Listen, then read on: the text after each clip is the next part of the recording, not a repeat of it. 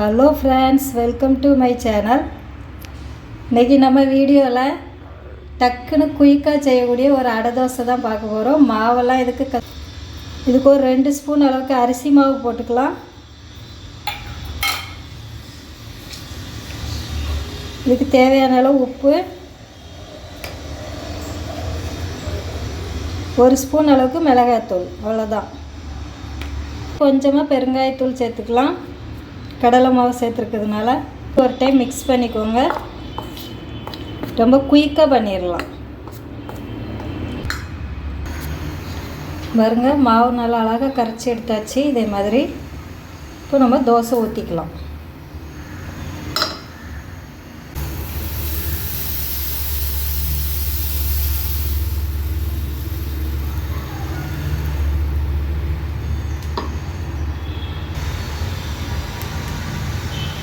ரசமாகவும் இருக்கும், நல்லா டேஸ்ட்டாகவும் இருக்கும்.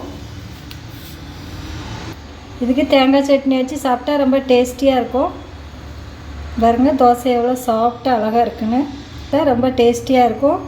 அடை தோசை வேணும்னு நினச்சா உடனே பண்ணிடலாம். இதே மாதிரி குயிக்காக பண்ணலாம். மாவு அரைச்சி பண்ண வேண்டாம். இப்படி